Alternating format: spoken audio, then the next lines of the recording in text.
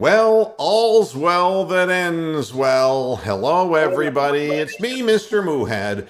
Happy to be here on the Moohead Radio, Cleveland Browns postgame show with that final score, the Cleveland Browns 41, and the Cincinnati Bengals 16.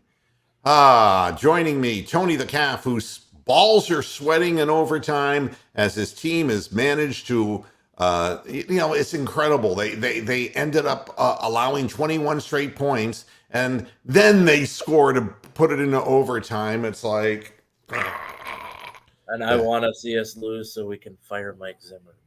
Oh, well, that's not going to happen either. So, hi to Derek Frisbee, and hi to Brian, who's happy now.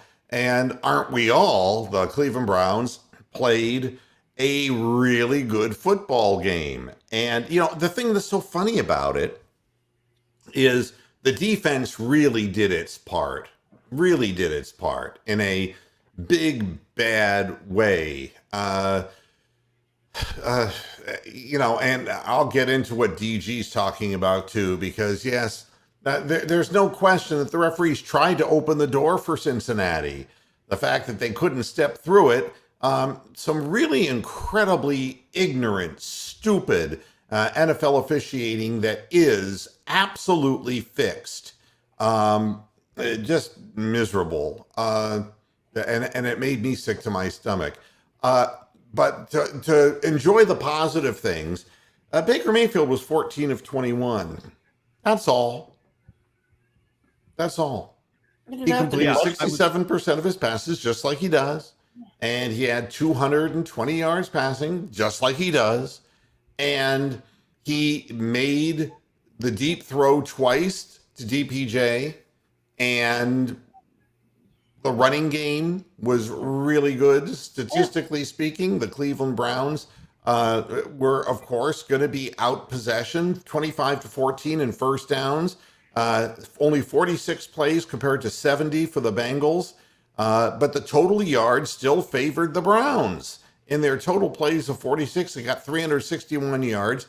And that's because we finally got a couple of chunk plays, including that massive run by Nick Chubb. So, we averaged 7.8 yards per play. Burrow only ended up with 263 passing yards. This time, the adjustments we made in the second half seemed to have an impact on this game, because even though it wasn't a great played second half, Joe Burrow didn't come back and put up another 200 yards. In fact, he only put up about 64 yards in the second half of the game. And I think that's huge. And he only completed 5.6 yards per pass. I remember someone saying that the Browns weren't going to get any more turnovers in the second half. Well, you can't count on that now, can you? I mean, the point I was making... They were doing a tremendous job on Jamar Chase. Unfortunately, I had him starting in fucking fantasy with. Well, he dropped two passes that were sure big, either a touchdown. One was, and the other one was and the end of his hands, and he dropped both of them. Coverage was good on both of them, but those are two catches Jamar Chase has to make. And again, Cincinnati did not play a good game. 153 rushing yards. For the Browns, an average of 6.7. Of course, there was the big runs by Chubb, including the big touchdown run. So, hey, I was trying to ask you before we started, before my internet was messing up, but what happened on that Njoku touchdown? Because I missed it. Just a bullet. A Baker Mayfield stepped up into the pocket and fired a bullet, and the ball went between two guys, basically right into Chief's hands, and Chief held on. It was the exact kind of play that, because I know what Mary Kay Cabot, and, her smelly pussy, what she was going to start writing about was the pass that was behind Jarvis Landry, okay? And you see right there, he made a bad throw. Well, the throw that he made to Njoku, and you'll see it in highlights, was not only right on the money, he stuck it right on the numbers. and was a confident throw and was a throat slasher, man. That was the jackboot down on the throat. That was the end of that. And he took a good whack on that play, too. Say what? He took a good whack on that play, too. Yeah, Baker took a hit on it. Absolutely, he did. And, I think that's all, it's all part of the game. And But you notice how calm and how fluid he was going through his reads, hitting the guy when they were supposed to be there. They were there. Funny how that works. Yeah, well, I mean, and again, getting Donovan Peoples-Jones back on the field turned out to be the tonic that the offense really needed. Getting somebody who could get separation downfield. There wasn't a whole lot of Jarvis Landry in this game. We did not see Rashard Higgins, and that doesn't surprise me. And I wonder if he's the next to go. Seriously. It's just we don't have anybody on our practice squad. But I don't know if you saw it, but guess who became available as of this morning? Brashard Perriman, former Browns. I don't want anything to do with him. You don't? Oh, I can't catch. Well, Got shit for hands. That's why he's never made it anywhere with Baker in 2018. So I mean, it wouldn't hurt to take a shot because you're going to get him super cheap. So to me, it's a win-win if you try it. We'll see. It's on Andrew Berry what he wants to do. I'll say this: if you're in the Team Odell Beckham camp, you're a fucking retard. The team played like a giant fucking cancer, was fucking eradicated from its body, and at this point, if you're Team Odell, you're just a fucking moron. He's a cancer to any organization he goes to, and I don't care if he goes to the Packers or whoever picks him up. Their season's over. Yeah, I mean, he's bad news, and I think we all know he's bad news. DG, you're absolutely right. The hit on DPJ, I mean, it's hard to understand how Sheldon Day gets a roughing the passer call 30 seconds after a play takes place, where one official runs up to the other who was way downfield and says,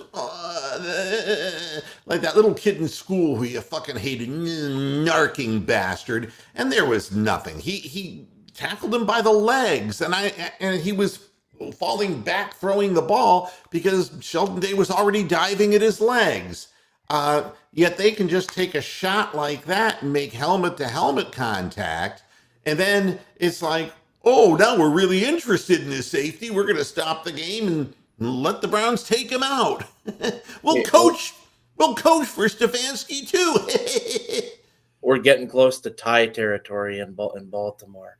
Yeah, that would be a good ending of that piece of trash game, wouldn't it? Lamar drove down, got to the 22-yard line, went to throw a screen pass through an interception. Oh, you're kidding me. Wait a minute. The Vikings returned it to the 40 where they ran the ball twice, got 1 yard, and then Kirk Cousins overthrew a receiver by 17 fucking yards. And now they punted it back to the Ravens, who have the ball with 5 minutes left. 5 minutes is a lifetime. You've blown it. Believe me. And you know what will happen is they'll forget all about the interception from Lamar Jackson. And when they win the game, it'll be, oh, he's so good. Yeah. It's another come from behind win. Yeah, he comes from behind, all right. Yeah. Ooh, just saw that play to Njoku. Wow. That's what you call sticking it on the numbers, man. No kidding. Yeah. I'm happy I got my quarterback back. Thank you, OBJ. Yeah, and the thing is that people who blame Baker Mayfield, every quarterback makes some good throws, some bad throws. The worst throw of the game was, where Cincinnati should have gone in at least with 3 points, and he threw a late out pattern, which is something that you never do. I mean, that kind of off one beat kind of thing. Once the ball's thrown late, there's no way to stop the guy running the other way. It was a classic pick six, and nobody's going to say anything about that. That's the worst throw of the day.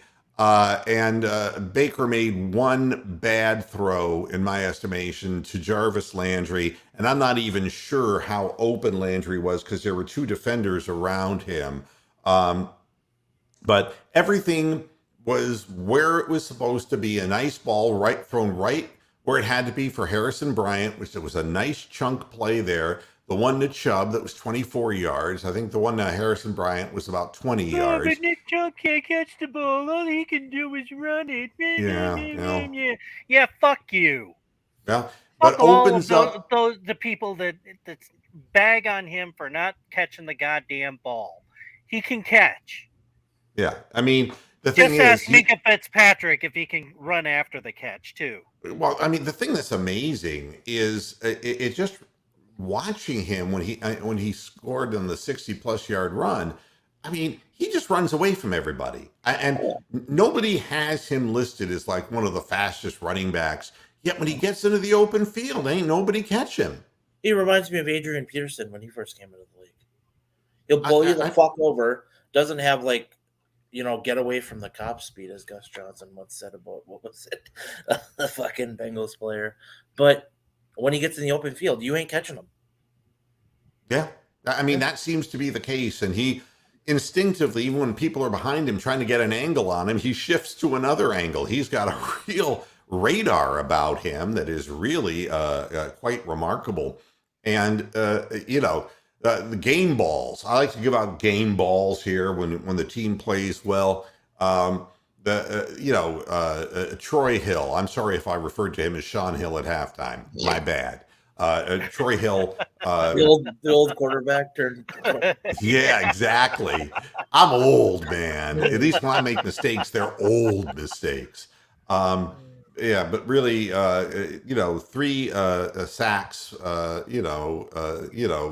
the Browns secondary, and Troy Hill was in on the other, one-leg tackle of Burrow, preventing him from getting a pass off that could have hurt us in the end. Just overall, he played a really good game. John Johnson III made a good interception and run after the fact, so let him be in on the action. Another sack and a half, I believe it was a sack and a half for Myles Garrett. That's great. Denzel Ward, you have to give Denzel Ward, game ball. And Newsome as well, who they did a great two-man job in stopping Jamar Chase. And didn't make it easy because they were on an island a lot of the time against that receiver. And I think that's really, really good. I'm just thinking on the defensive side of the ball, you hold Cincinnati to 16 points, and that tells you what you need to know. Burrow ended up with 42 throws, but that's because at least the second half was a little bit more even in possession than the first half was. But again, from a defensive perspective, and I'm going to look at some of the statistics as far as the box score is concerned, because I want to give people their props. Anthony Walker with 14 total and 12 solo tackles. Now, that's a man's work. Troy Hill at 7 total, 7 solo. We talked about him. Taki, who somehow got stuck on T. Higgins one-on-one in the beginning of the game, and I'm like, what in the hell happened there? With 7 total and 3 solos. Greg Newsome with 5 total, 5 solos. Elijah Lee contributed with 4 total tackles. Delpit with 4. John Johnson with 3. Malik McDowell made his presence felt in the middle of the line. He's a rough and rugged guy. AJ Green had a nice play that he made in making sure that there was not another big pass made downfield. They had double team on T. Higgins, and he couldn't haul a pass down. He got up high enough, but couldn't bring it down. Overall, just really good. On the offensive side of the ball, the thing that really stands out the most, besides Donovan Peoples-Jones, the fact that he only had 2 receptions, but 86 yards. And each of those, the ball was thrown perfectly in stride. And the one that got us to the 3-yard line, then we went backwards, unfortunately, that was really putting the biscuit in the basket, man. That's a perfectly thrown pass. And I was really impressed with that. Harrison Bryant had one big catch and a second insignificant catch. Demetric Felton had one catch. I wish we'd be using him more. And that was over the middle, and that was an important third down conversion. Njoku had the one catch, but it was a big one in the end zone. Anthony Schwartz caught one over the middle. But again, Austin Hooper with 2 catches. Jarvis Landry only 11 yards on his 3 receptions, and was part of an incredibly ill-advised pitch out thing on 3rd and 1 that I still, I don't want to hear him saying that he has to do better. That was a bad play call, and that the coach should never allow something like that to happen. The emergence of Go ahead, Tony. Go ahead, Tony. The emergence of Peoples Jones as a legitimate number 2 receiver is really cool to see. Well, I mean, it's what we need. That kid What were was you going to never say, given a Derek? chance in Michigan, and the Browns got him in what was it, the 7th or 6th round? 6th. And round, now yeah. he's a legit number 2 receiver. I was going to say people were talking bad about that decision to have a fade route to Njoku.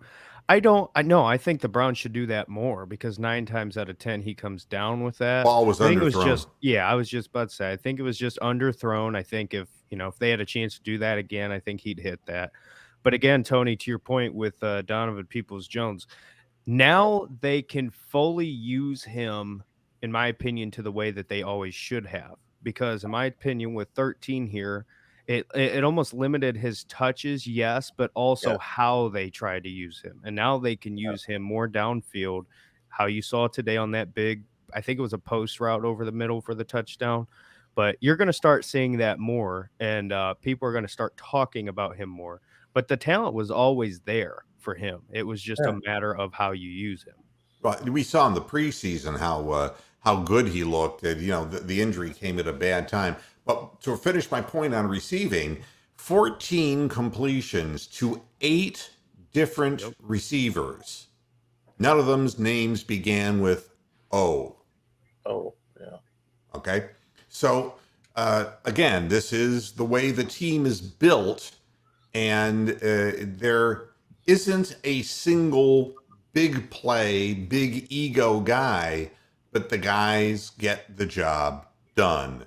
And Aditi I just butchered her name, but you know who I'm talking about. The one thing she's been saying in her last few reports, I guess you could say, the offense is built around receivers being in specific spots. And that was the problem. Odell and his ego thought, hey, I'm not going to be open here. So instead, I'm going to break off and try to do something different. So when Baker's looking, hey, be in this spot, and you're not there and you're running somewhere else, of course it doesn't work. Now you have guys who are disciplined and do what they're supposed to do, and they're getting hit. That's how the offense runs. That's how it works. And I wanted to see John Johnson run the ball into the end zone. That's what I wanted to see. He got tripped up from behind. But on the overall, what can you say about a game like this, except that the Browns went in and kicked their ass? And I was so happy to be fucking wrong. Thank God. Yeah, I think we were all wrong. Oh, and by the way, Tony's Vikings are on the verge of losing. Yep, of course. Of course. When you're letting the fucking decrepit corpse of Le'Veon Bell get 7 yards to carry, that's what happens. Yeah, I mean, they just don't know how to win, and Mike Zimmer doesn't know how to, and I think Kevin Stefanski exhibits some of the traits that he learned there. I mean, I don't like this. You go for the throat. At least the Browns this week, I could see that they were starting to get conservative again after getting that 34th point. And, you never know. So Chase McLaughlin hooks the field goal. You never know what might happen. And they ended up, just 3 and outing. And, 2 runs that were ineffective, and then a sack coming out. I was really glad to see Baker step up and make that damn throw to Njoku, because that's how you make statements in the league that it's like, and he you can't come back against us because you don't know what in the hell we're going to do. And that's the I thing. think He's that's always been able to pass from the pocket. It's just for whatever reason over the last few years, he's just not really done it a whole lot. He's still got the ability. That's, Well, it's the design of the offense. yeah. yeah. There's a lot of sprints, there's a lot of rollouts, and there's been times when he's getting pressured, they're either blowing past Treader or they're blowing past one of the guards up the middle, and he's got to get out of the pocket. Hey, Donovan Peoples-Jones is fine. Mary Kay just tweeted that he was checked for a concussion, but he's fine. Yeah, how about her? Has she been checked for a concussion? No, but There it is. Ravens win. Yeah. So, you know, Goddamn fuckers. you know that they always win in the end because they're playing. You know, you're playing teams that right now. I mean, they're not playing good teams, and they could have easily lost that game. But I'm more interested in the playoff picture than I am first place in the AFC North at this point. I think Browns fans have to be looking at staying in the hunt for the playoffs. That's going to be your only foot in the door. That's the way I look at it. I don't understand the call on Jordan Elliott either. It didn't make any sense to me.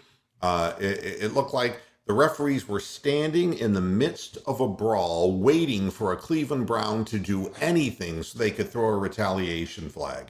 That's what it looked like to me. At that point, there was no reason why the Cleveland Browns would have been antagonized. It was the Bengals who were clearly antagonized. And I don't know why they, you know, I could go on and on and on and on about it, but it's obvious when you start seeing crap calls being made.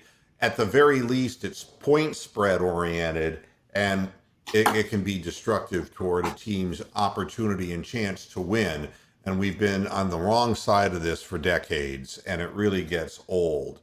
You know, hi T-Tosh, how you doing? Good. Are you guys happy? Yeah, I think everybody here is a combination of relieved and happy. Yes. I think that it's a cathartic moment. We don't want to believe that we can win 41-16 and not be on the edge of our seats, getting ready to shit our pants up to the final the final gun. That's the thing. For me, I thought the offense, because, I mean, the numbers prove it historically without OBJ, offense runs a lot better.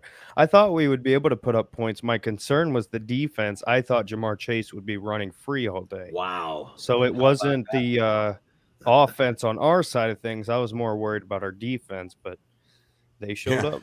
Yeah, we never did good with Tony Romo in the booth. But, you know, honestly, you know, you're looking now at a situation you know, in the AFC North, which is wild, all right, and a situation in the AFC in general that is just completely what a control. fucking Broncos fucking destroying the Cowboys. So how do the Bills lose to the Jaguars?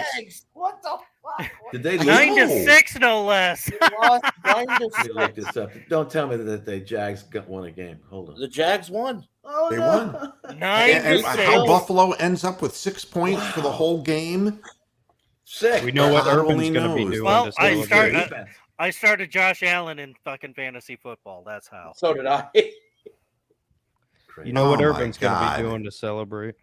So I mean, you look at this now, and the Bills are 5-3. The Patriots are 5-4, which I'm sure the league loves because the league loves the Patriots. And then you have the Steelers at 4-3, and I don't think they're going to hold up. The Browns are 5-4, and the Bengals are 5-4. The Bengals were just 5-2. It's like, what happened? I mean, so quick it goes. The Colts are up to 4-5 as they're starting to at least come on, and Carson Wentz is starting to look like, you know, like Carson Wentz, and the Titans are way up at 6-2. But What happened to ESPN's simulation where the Jags were undefeated? What happened to that? Oh, it's all just a bunch of mental was- masturbation. Drugs. That's what happened. And the Broncos are 5-4 now. And the thing that I love about it most is that little homunculus, SAT What? word, that little midget, Stephen A. Smith, who I would love to punch in the nutsack. How do you feel about Dak Prescott now? How do you feel about those Cowboys now? Huh? I think What you're was it? talking Final about 30 Skip. to 8? Wow. Yeah, 30-8. Unbelievable. They didn't score until garbage time. They gave up 30 points to Teddy Bridgewater. I mean, so look what you got. You got the Chiefs at 4-4 in last place, the Broncos at 5-4, the Chargers at 4-3, and the Raiders at 5-3. Who just lost to the fucking Giants? No way. Yep. No. Yep, Yes. 23-16. What's going on here? I don't know. It's This is the weirdest year in But I- football, college and NFL.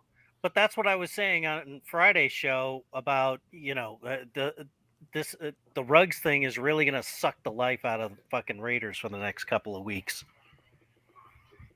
Wow. Yeah, no, yeah. I think that is what happened to Dak Prescott. Yeah, I don't know. I mean, any team can have a bad week. I get that, but so many simultaneously and games, I mean, that really make you think to yourself, oh, we're playing the Jags. We don't have to try. And you can't get it together once you're not mentally in it to win it. It's like it's hard to get back up when and then pretty soon you're bogged down and you can't figure it out. And it's happening all over the league. It's not just, it's like the Ravens losing the game ridiculously to the Bengals. You look at the Bengals this week, it's like that can't be the same team that beat the Ravens now, could it? And the Ravens were having trouble putting the Vikings away. So are the Ravens really that good? I don't think that you can say any of these teams. And, the biggest beef that I have, and I'm proud of the Browns for coming out and winning. I think they did a great job on the road when their backs were up against the wall under the worst publicity I have ever seen afforded any professional franchise. I have never seen such an onslaught as far as negative network coverage, including the home media. And I want to point out, because we're getting to a point where we have enough subscribers that I can say, get your money back from Cleveland.com. Get your money back. Those people are nothing but about getting their hands in your pocket and taking your money. Mary Kay Cabot's writing articles. They're all writing articles. No, the final 9 weeks, that will determine Baker's future with the Browns. It's like, shut up, bitch. Shut up. I mean, so you're going to judge him with 2 major injuries in his shoulder and amassing all of this negative publicity where his starting wide receiver walks on the team and puts them through hell, and then proceeds to put every potential suitor in hell by saying, I want to go to a contender. Maybe I should say it like Rocky. Yeah, I want to go to a contender, But if you're not a contender and you bid on me, I'm going to make you pay. It's the Misny free agent theory. Going to make them pay. Yeah, how is he going to make them pay? He said there will be consequences to a team that makes an offer for him and pays him the 7.25. Can you imagine telling somebody, you gave me $7.25 million for the rest of the year? Fuck you. Fuck you. You know what I'm going to do? I'm going to pout. And I'm going to just run rogue patterns down the field. And I'm going to make your life miserable. Don't you even waste your time with me. If you're not a true contender, in my mind, and in my daddy's mind, Daddy, we can't forget Daddy, the functional illiterate. Imagine, what kind of a message does that send? You could have me. Well, you could if you're a contender, and if you don't continue to be a contender, because right now, who can pick out the real contenders? You know what would have been great is if Baker Mayfield's dad had sent him a video of every fucking drop by Beckham. Get beyond it. Let it go, guys. Come on, you got to be happy. His father. No, did the I'm Browns a saying if he favor. had done that on like Wednesday, that would have No. been fucking the ultimate troll move. I Well, almost he want to. I almost want to thank fucking. I want to thank Odell Beckham's father for doing what Yeah, he that's did. what I'm saying. Thank Because you know what? It let Baker reorganize, refocus, be like, hey, I'm just gonna go out there and be me. It is no. I'm just pointing out how peculiar it is that inherent in your negotiations for your next team is a unveiled threat you. Yeah. that if you give him the 7.25, he's not going to put out for you. I think it's just remarkable. Well, we're done with him. Let it go. Let's get. Can I Yeah, ask a couple of I'm questions? just pointing out what I find to be is utterly He's remarkable. gone. Thank you for How about- sending that video, and he's gone. You know, I want to just say something. I had to go out to a bar because they never show the games here in LA. And there was some guy from Ohio there, and we looked at each other and said, do you feel like there's a yoke lifted that OBJ is gone? And we just looked at it and said, oh, yeah. And you could feel it in the room. No one had to say that. And my other question is, where's Higgins? My belief, we didn't see him on the field, and his going along with OBJ and liking the comment that his father did on the internet probably has a lot to do with it. There's been a problem though where he was deactivated in several games, and we never knew why because he always caught the ball when he was, But the game that resulted in Odell Beckham's decision, in essence, to leave or timing to leave, that game, Higgins wasn't even trying. And I pointed that out in our last program. I just don't show footage on this show anymore because YouTube just keeps threatening me. And I don't want to be continually threatened by the big hand. But, at the end, you could see that Higgins wasn't trying. I would not be surprised. The problem that we have is we brought up on the practice squad up for this game. We were going to bring up a third tight end, and Harrison Bryant came through and played. Oof. There was another guy. We're carrying yet another tight end. We need to have some wide receivers. And Bradley, who is a guy who we've been on our practice squad for the last 37 years, I swear to God, is hurt and he can't help out. We need to have somebody down there who can contribute. Because maybe they can call Damian Ratley back. I'm not sure what the deal is. What I do know is I asked myself the same question, T-Tosh, and that's the answer that I came up with, is that he's played his way off the field. Wasn't he in Freddie Kitchen's doghouse a couple of years ago? Remember, he's been in everyone's doghouse. What goes on? Well, he obviously has an attitude, and he seems like a guy to me that kind of flows with the popular thing in the locker room. So to me, it feels like, all this OBJ stuff, you see him liking the post. Seems like he kind of drifted away to be on OBJ's side because, he's popular and he wants to be like him. And now he's paying for that, given what's happened. I could be wrong, but that's just how I think maybe it could have went. I don't know. Yeah. And did you see Baker's face when Higgins on the sideline was trying, like, something good happened? I forget what happened, but Higgins comes over and he's, pushing on Baker, smiling happy, and Baker just gave him a stone cold face and just kept walking. Did he really? Yeah. It's something, if you can find it, go back and watch it. It'll be hard to find, but I thought that was interesting because I thought the same thing. Do you remember when it happened? It was right after a touchdown. I know that because it showed the sideline. Yeah. And Baker was, you could tell he had kind of a grin on his face, but when Higgins did that, it was kind of like, okay, you're fake. I'm going to keep walking. Yeah. And something, the PI call on Hill, they didn't give us a good look at that. The one that resulted in the interception that was taken back. Yeah. Yeah, I don't know what, he got there early, and Tony Romo, before the play even, was called that way, said he got there early. So, I'm imagining he did, but I didn't see that because the angle they showed was so quick and so distant that there was no way to make heads or tails out of that particular play. I didn't see anything in that play. They reached that, and no, that was nothing there.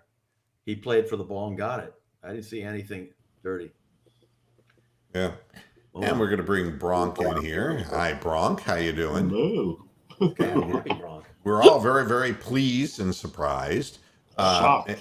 Yeah, the other thing that's a negative is Greedy Williams, and I think that Rick, bang the drum slowly. I think it's over for Greedy Williams. I just don't think that he should be playing. It's not worth you losing the use of your shoulder over and your arm. If this is the recurring nerve problem, nerve thing, it's unfortunate, but these things unfortunately happen in football, and that's a strange injury to begin with. That's the kind of injury that usually appears in car accidents. And it happened for him just on a tackle where he led with his shoulder and just hit it at the wrong angle. And in a lot of cases, this just never goes away. And Well, and that's I've really said too bad. I've said all off season he's one hit away, and during the season he's one hit away from being lefty for the rest of his fucking life. That's right. Yeah, I mean, and it's So it's happening too much to that one part of his body, and it isn't like he pulled a hamstring or something like that. This is focused in that area. Hi, Mark, how you doing? I'll tell you, it was October 19th that Kareem Hunt was put on the injured reserve. Go 3 weeks, okay? Do the math. The 19th to the 26th, the 26th to the help Third, me here, third, the 3rd, and then to the 10th. yeah, 10th. Yeah. And our next game is the 14th. And, now I'm not saying that, he's going to be able to contribute, but, DeAndre Johnson does a nice job. Felton. Dearness Johnson? Yeah, Dearness. I'm sorry. Dearness? You called him DeAndre. Yeah. Oh, I'm reading what Mark Yeah, wrote yeah. up here. Oh, It's Jesus, Dearness. Mark. Yeah. That's the earnest. Yeah, sorry. I read and I'm moving ahead to the next thing. But yeah, Mark, you need to see Dearness that. Johnson has done a nice job. But the fact is that help should be coming soon. And that's really good news. Yeah, Bronk. Why is it the Vikings never win when you want them to? Ask Tony. He wants them to win every week. No, I don't. Fuck Mike Zimmer. I was watching that overtime. That was a shambles. The Cardinals just took the lead with Colt McCoy as a quarterback Go. Over who? Boy. over Oh, the 49ers. 49ers.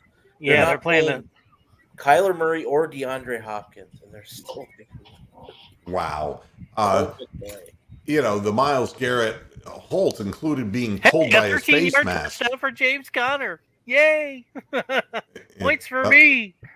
Yeah, I don't think that Myles Garrett is being given any help. And there was a play where he was blatantly pulled by his face mask, and I don't know what's going on. Hey, that But- apparently is legal if it's Myles Garrett. So I guess, you know.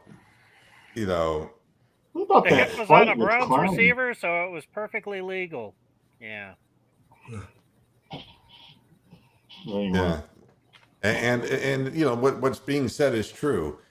And how many times has he come one beat late on a throw? I mean, but has forced the quarterback to throw the ball, into the ground or make a hasty decision. Well, and he was the one that flushed out Burrow on the Hill sack. Troy Hill sack. Yeah. What in Right. the second half? On the Oh. third down play. Garrett got around his guy so quickly that Burrow just went to that empty area, and then Hill did his best JOK impersonation and torpedoed the hell out of him. Yeah, where is he? Mm. When do we get JOK back? Should be this week. God, please. Should be. Well, good to see a bitter truth. The thing is, DPJ fits in to the mentality that Stefanski wants from the players, which is the rest of the league or fans of teams around the league are saying, who's number 11? Who is Donovan Peoples-Jones. Who in the hell is he? And you could say the same thing about all of these receivers. They know Jarvis Landry, but they would not know the other people catching passes on the field. They don't know David Njoku. And Njoku finally put down his personal agenda to come back and play for the Browns, got his head squared away, and he's focused in catching the passes that are thrown his way. And he will get opportunities, and if he keeps making catches like he did today, and he would have caught the other ball if it wasn't overthrown. That was a good utilization of play action at the goal line, using him in the red zone, because that's where he was so effective last year. So I think that, again, it's a personality fit. I think that has a lot to do with it. Is it that Baker is better today? Statistically, not at all. He didn't turn the ball over, didn't throw an interception, but, he completed And he didn't fumble. 67% of his passes. He had good pass protection. He ate, a ball or two and didn't force it in. And, this is what the offense gives the quarterback. This is the scheme. Spread it around. And the thing that I liked most about it was that he was stepping in and making the long throw, opening throw to Donovan Peoples-Jones for the touchdown was just an in-stride ball that had air underneath it. And I don't know if you noticed it, but we've been all very concerned about the fact that everything he's throwing is like a rope, but those two passes that he threw to DPJ were touch passes. And that's something we haven't seen as much from him. And then he stepped up and threw the bullet into Njoku. So he's fully capable of throwing either way. Yeah, exactly. I've been saying that for a while. Just because Baker, everybody says, oh, he only throws rockets. No, he can throw multiple different types of passes. I mean, he's not as limited as people think he is. It's just your biased opinion on him that you preset yourself, that you assume these things of him. Not you. I'm saying people, by the way. Yeah, go ahead, Bronk. Yeah, one thing about this game is that the weather was normal football weather. There wasn't wind, there wasn't sun, Good point. There wasn't rain. It was like 56, whatever degrees it was. It was 62 degrees at 3-mile-an-hour wind. Absolutely perfect weather for Baker Mayfield. So I think that whenever we have bad weather conditions, then Baker's play seems to get affected by that. So there wasn't a 20-mile-an-hour wind going from one end zone to the other today. So there wasn't passes being overthrown or underthrown in that regard. So I think it has a lot to do with the weather. I mean, if we had a dome stadium, maybe we'd win more games. I don't know, but it was a perfect day to play. Yeah, I don't know whether anybody's mentioned that yet. Hey, did you see that? I saw in the bar, they showed that clip of Sam Weish saying you don't live in Cleveland. Yeah, Why would sure. you put that up? That's classic. That's just stupid. Yeah, nobody's going to say a whole hell of a lot because he's dead now. Right. But it was a classless thing for him to say, and it's the kind of thing. And look, I went to school at Miami of Ohio, and I spent a lot of time in Cincinnati. And let me tell you, if you're comparing Cincinnati and Cleveland, neither would be places that tons of people send postcards from. Okay, and I tell you, Cincinnati might as well be in Kentucky. That's what they say, for all it is, man. And this is the way the team is also built. Bitter truth is that the coach, he keeps. I thought it was interesting the quote that they attributed to him during the game, that this is not a marathon, but it's a series of 17 sprints. I mean, he looks at it as every week is a separate issue. Let's go ahead and get our cheering done in the locker room after the game. Now we're focusing on who's next. And, and that's the way it's going to be for every one of these teams. Somebody is going to end up pulling it out and winning big and running the table and having a streak. And other teams, like we were talking about Cincinnati being 5-2, and now they're suddenly 5-4, and they're challenged for coming with 500, coming up behind them. This could go either way for so many teams, and I don't know saying, who are the contenders that certain players want to get traded to. If you take a look at records, there's reputations and then there's records. And the reputations are all with the Chiefs, who really should do well in the second half of the season. All right. The reputation is there's a bunch of teams that are part of that reputation. The Bills would be a reputation team. The Ravens are a reputation team.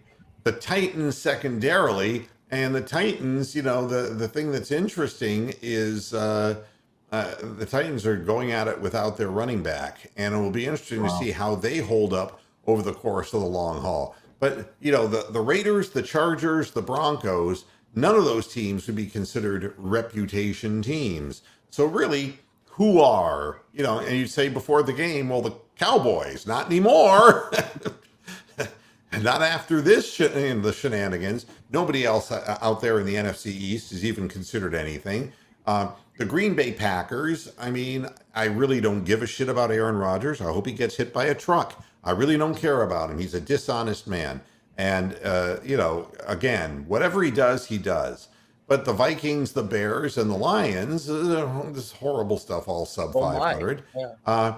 Then you have the ultimate reputation team, the Buccaneers, who are on a one-game losing streak. The Saints, who looked like they were coming on, and then bam. Oh, that was a great game. That was the Falcons who beat them? The Falcons beat them. The Saints went up in with 1 minute to play, and then Cordell Patterson had this amazing catch and run tightrope down the sidelines for about 60 yards, and they kicked a field goal with 1 second left or some crazy thing. So the Falcons won that. The people that won big this weekend were the bookies, because if anybody tried an accumulator where they had to pick 3 games and 3 winners, they would have lost. This is a week to stay away. And I said on the show Friday, don't go after this Browns game, because who knows what's going to happen. And this was the most surprising result to me. I thought it was going to be a close game, and it was going to be a field goal game. I didn't think anybody would get blown up by 25 points, and let alone the Browns doing it. Yeah, so. And it's got to be disheartening for Cincinnati fans. But, to be honest, Cincinnati has a very, very bright future. And the thing that I found was most interesting now, looking at it after the game, is that Cincinnati's tight end was not a factor in this game. Jamar Chase was not a factor in this game. And the Browns seem more content to let T. Higgins try to beat them than anybody else. And T. Higgins' hands have been questionable this year. So a very good defensive strategy and a great job, defending on the island. Now, getting past New England one-on-one, a lot of the times with Jamar Chase, our corners stepped up big time. Yep. Mostly Newsome. Yeah. And, you've got, get past New England. New England That's right a big now. Game now. They're really, it's all when you play people. And if we would have played them earlier in the year, I'd say, not a problem. But now you've got a team that is confident and will play defense that will bedevil the hell out of you. So, you got to get past them. And getting JOK and Hunt back will be important, but you cannot be looking ahead to the Ravens because you play them one at a time.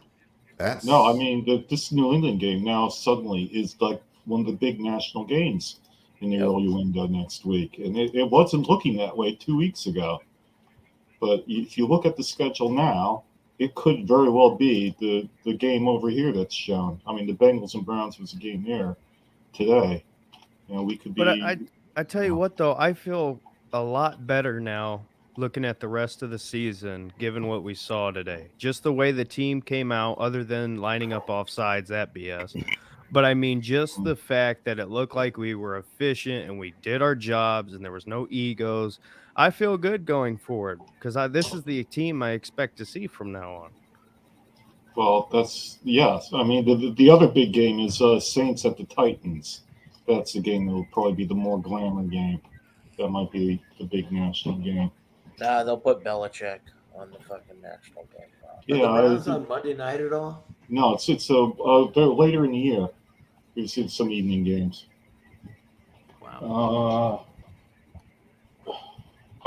Bronk, you'll like this one on the We got the national. Steelers on Monday night, late in the year, like between Christmas and New Year's. You'll never guess who was on the national radio call of the Browns-Bengals game today. Don Who? Criqui. Don Criqui. Don They Criqui. brought in Don Criqui. I think he's He's like 80 years old. Yeah, he's he's like older retired than now, Greg but they brought Gumbel. in Criqui to do one game. And then Seriously, he's old. I heard audio. I was going to the store and at I heard the Battle of Ohio, and I'm like, yes. No, it's the Battle of Ohio. Well, look them up. Isn't it right, Is that Bob? where we are? I Don thought Criqui. Cincinnati was in Kentucky. It's not Cleveland. That's what their coach said the other day. You're not in Cleveland. We're in Kentucky. Yeah, Don Criqui turned 81 2 weeks ago, Okay, Bill or Masters. last month. 81 years old. I'm back. Yeah, back. good for I'm him. still alive. And Joe Shipley, yeah, congratulations to you too. We'll take wins the way we get them. Ours was dominating. Yours was again half-assed Against the backwards. But hey, Vikings, a so- win is a win is a win. Did the Peter Alice play the game? I don't think we had one last week. We were too depressed for it.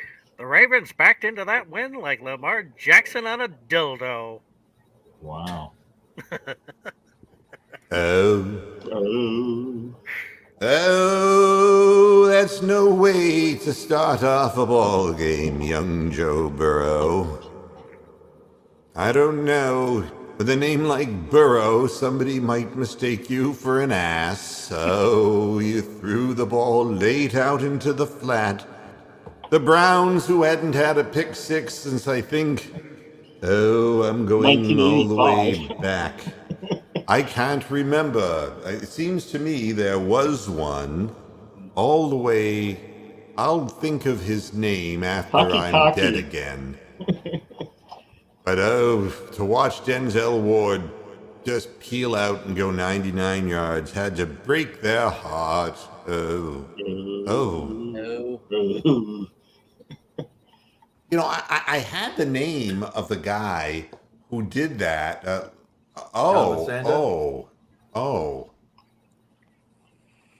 McCutcheon, number 33. Yeah, John. Oh, I remember it well. Yeah. It was McCutcheon who did that. The guy that we drafted out of, what was it, USC? Is that where he played? Dalen Number McCutcheon? 33. That's the last. Seriously, that was the last. And I think that was in the winning Tim Couch year where we got screwed in Bottlegate. That's the last pick six I can remember. Oh, it was Taki. No, Taki. Taki had one last year. Taki, yeah. But it is what it is. I mean, as far as long one, I think Taki's was like 30 yards or 40 yards. I'm trying to remember when I went for, end zone to end zone. And I can't. Yeah. Yeah, we didn't do it to help Kansas you City out, blocked Joe. a 37-yard field goal attempt by Mason Crosby. Yes! Fuck Oh, you, so- pukers. So who's on your fantasy team? You must have had the Buffalo offense on your fantasy team this week, Brian. Well, I had Josh Allen and Zach Moss. You're the kiss of death. Whoever you put on there, you should just publicly broadcast. Well, I it had so Jamar everybody can- Chase, 6 catches, 49 yards, and a fumble. And you get extra points for a fumble. Yeah, I don't even want to talk But I about had Henry Nick Chubb, Ruggs. and Nick Chubb, dominated. 14 carries, 137 yards, 2 touchdowns. All right. Yeah, Another day at the office. The Henry Ruggs thing is 152 miles or 156 miles an hour. I mean, it was something 156, he hit that lady. crazy. Oh, for God's sakes. And, That's just, prison. there's nothing you can say. And it's amazing how people can go back so quickly and find press conferences of John Gruden saying, we needed to bring speed to this team. It's like, my goodness, people. Yeah, that's only Moohead would make a joke like that. Or me. Again, my quotes are spontaneous. Yeah, absolutely. Yeah, that's just kind of the way it works. And it comes forth from me, and I I've will never be heard that quoted. before. Like That's a a bad new bowel one. movement. What? Mary Kay Cabbage. Ed. Yes. Yeah, and people are looking forward to the Bears and the Steelers. Oh my God. Wake me up before you go. Yeah. I My just God. well, I'm gonna watch the Manning broadcast because that'll actually be somewhat entertaining. Really? Why? Yeah, those two clones. Why? Are they just going to talk life insurance the whole time, or what are they Well, going it's to do? better than watching just the fucking game with Levy. Jesus. Yeah. You know, honestly, seeing the players kind of rallying around Baker and, the smile on Baker's face, I think that there was a feeling of vindication in this. And this is what Baker Mayfield lives for, is to play with a chip on his shoulder. And I think that I'm not saying that Baker Mayfield is a warm, fuzzy guy. I can't speak to any of that.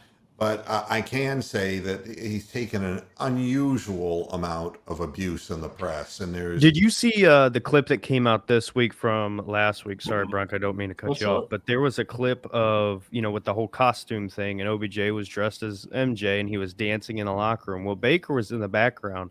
He turned his head, saw it, and then started shaking his head like, I can't believe this is our team. Unbelievable. He's gone. I'll send if I can find it, I'll send it to you on Twitter, Moo. Can we get Cadrell back now? Yeah, I want Cadrell Hodge back. Yeah, I like him. He was a better team player. And the Lions need him to go 17. Wow. They need him. I don't even know if he's active. They have been playing him and targeting him in games. But I think that if he would have hit the practice squad, I think the Browns would go out and get him. Yeah, because I really believe that. Oh yeah. Think about Baker Mayfield. We already spoke about this earlier. Perriman is somebody we're not interested. So why don't you like Perriman there, Moo? He drops. Yeah, he got bad hands, and I would like it to be on the record, though. I would be open to it. Just everything that was painted for him coming out of college. He had the speed, but he doesn't have reliable hands, and it's cost him jobs everywhere he's played.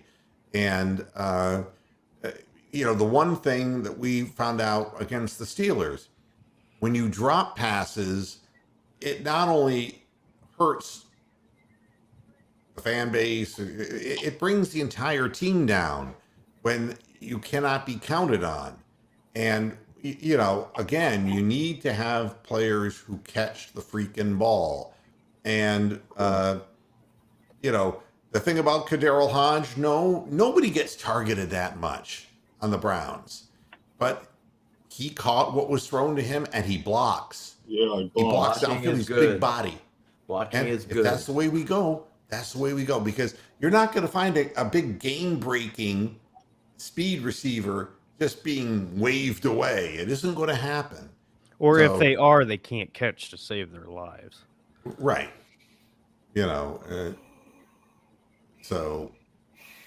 And I don't know who, Jim, you're referring to, the amazing dashing one. I don't know who that is. Daryl Ryder, I think. I think that they've made a very nice jump this year. Boy, saying Super Bowl is a little bit wacky, but, I give teams credit when they're, the one thing that made me blow my stack and got me in this mood, T-Tosh, that I'm in about the press. Somebody made a comment, and the comment was, how long has it been that you could remember that the Bengals quarterback clearly better than the Cleveland quarterback, meaning Burrow over Mayfield? And it's like, wow, that's controversial. Well, it's just not factual. I mean, all those years that Andy Dalton played for who was helming the Cleveland Browns? Who was our quarterback? Every year we played, Johnny Manziel, their quarterback was better than ours. They were 9-7 and sneaking into the playoffs. Who would give an overview like that? That's just ignorant. Just ignorant. And I would say Carson Palmer, the year he got injured in the playoff game. But I mean, I can't remember a time when the Cleveland Browns quarterback was better than the Cincinnati quarterback Correct. Not from since the reboot. time that we came back into the freaking league. Not for 20 years. Baker's So, the best one we've had since and the it was reboot. just another thing just to hate on the point of the whole thing was, and the fact that it was factually in error didn't matter. It was to say, well, Burrow's definitely better than Mayfield. And, he may be, but today it was 41-16.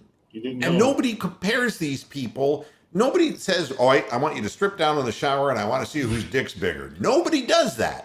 You got an entire That's well field done. full of players, and it's the team that wins and loses. It's Correct. not the individual. We over focus on the quarterback position. It isn't mano a mano, isolation, one on one. It isn't that Well, way. and that's what was pissing me off when people were putting all of these losses. Well, they allowed he didn't beat the Chiefs in the playoff game. Blah, blah, blah. Well, he wasn't out on the goddamn field trying to tackle, an 802-year-old baseball player playing fucking quarterback for the Chiefs. Yeah, He had nothing to do with that play. And Derek, I'm behind in the chat room, so trying to keep up. Saying, and Heston is saying that Higgins was celebrating and hit his hurt shoulder. Oh, I didn't see. Well, maybe he did, but I know he I don't did know. hit him. That is interesting, though, if that did happen. But he's saying it was on the 70-yard run by Chubb, so it should be easy enough for me to find that. Yeah. Wow.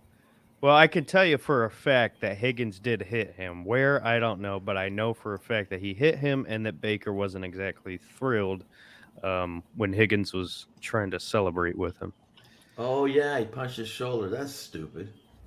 But you got to say, though, Baker did take a few hits in this game. And he was limping, too. And as much as we talked about, concerns with him getting hit, I thought for the most part, he kept getting back up and kept going. He's hurting still, but tough guy. I was not aware if Rashard Higgins walked off the practice field. It was not reported. What? So, yeah, I don't know what bitter If that truth happened, to say. my goodness, you would think it would be widely reported. You would think that would be the case, so I don't think that that's true. Crazy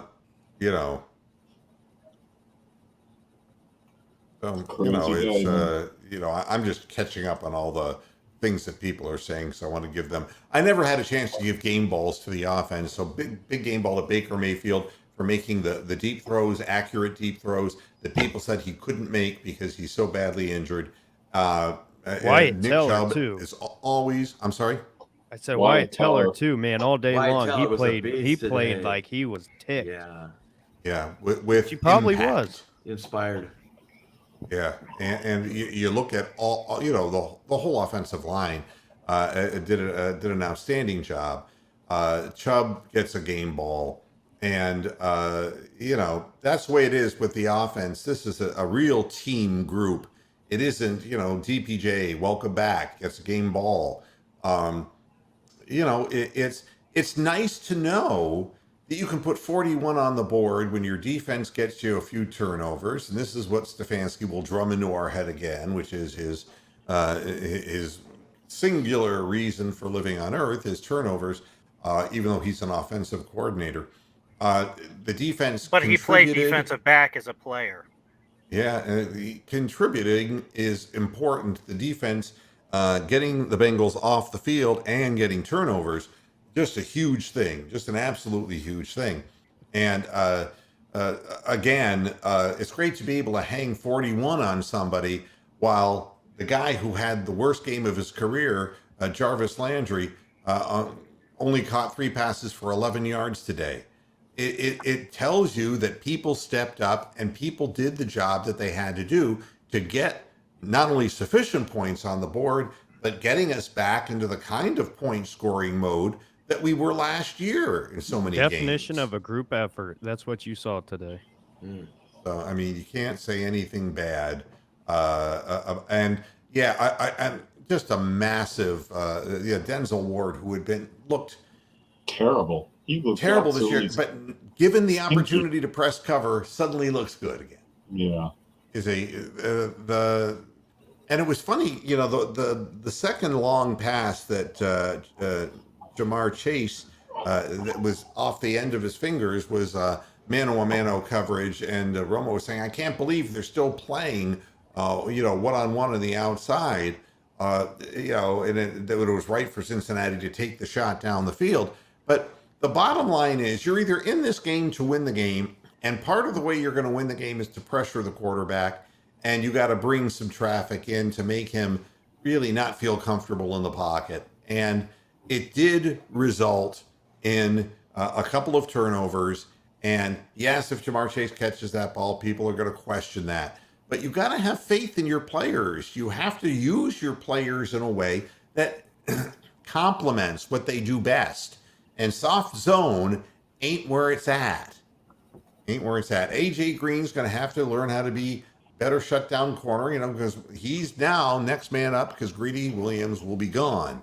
So, Wow. and what does this mean? It means that in any week anything can happen, and we're seeing it this year in the NFL. That's what it means. It means there are no favorites right now. If the goddamn Bills can lose to the Jags, there's no favorites out there. Yeah, and if the Broncos can go into the Cowboys and shut them out all the way until garbage time, then yeah, it's a weird year.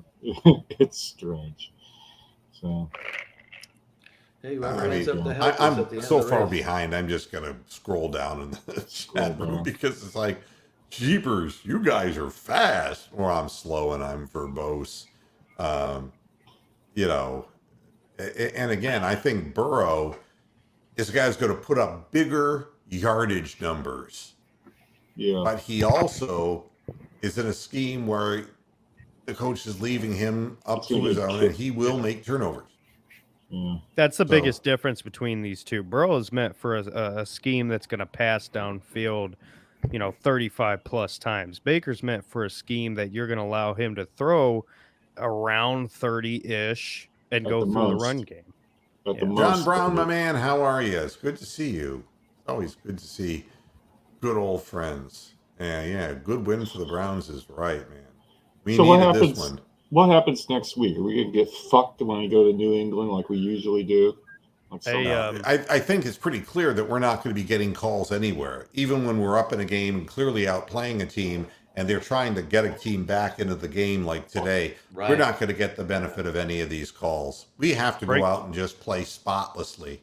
Breaking news here, if you care, Deshaun Jackson has been signed to the Vegas Raiders. Yeah, well, I mean, that's because that's an appropriate team for him. They're not a contender. They listened to what OBJ said, and they're not a contender. They don't want to be fucked with by some idiot and his illiterate father. And Deshaun Jackson's 34 years old, and how much he can help the Raiders at this point, I don't know. How smart was that, though, by Andrew Berry, that all the Browns are going to have to eat is like, what was it, $3 million? Or no, they're going to save $3 million, so like $4 million. People won't talk about that, but, trying to convince somebody like Odell Beckham Jr. to come to that agreement is not easy. So for all the criticism we give Andrew, I think that's a pretty big deal that most people won't talk about. Yeah. Well, I'm done. I think that I want to get back to what I'm doing. And, hey, I want to thank Tony and Derek and Brian and T-Tosh and Bronk. You guys make this a fun post-game show, and we win together, we lose together. That's the way it goes, just like the team. And I'll be back again tomorrow, 6 o'clock Eastern Standard Time. If you have forgotten to put your clock back, please do that, or else you're living in a real confused state right now. Not really. Arizona and Indiana, Arizona, he doesn't have to. Yeah. No, but I my mean, 300 days of sunshine, I'll take it. I mean, states that are, in America. 8 months states that are in America. You're like, what? You're barely in America in Florida. No, I'm half Cuban. All right, so everybody enjoy the rest of Who- your weekend. who You had got the Cleveland Palente? Cavaliers coming up playing at 6:00. They're fun to watch too. Hey, what's their And- record? Is it better than the Browns? Yeah, they're 6-4. They've done really nicely, and Evan Mobley's fun to watch. Team's fun to watch. Darius Garland's fun to watch, and they're winning. Despite being young and inexperienced, they're bringing energy, and they got a game. They're going to New York, and of course, the Knicks are the Knicks now, and we'll see. So I'm going to watch that. I'm going to settle in. And I hope you settle in and have a great rest of your weekend. I'll see you tomorrow, 6:00 Eastern Standard Time on Moohead Radio. Take care, everybody, and have yourselves a great rest of the weekend, whatever little is left. See you Monday, Keith. Until next time, hasta la vista, Pastor Heads. Good night. Bye.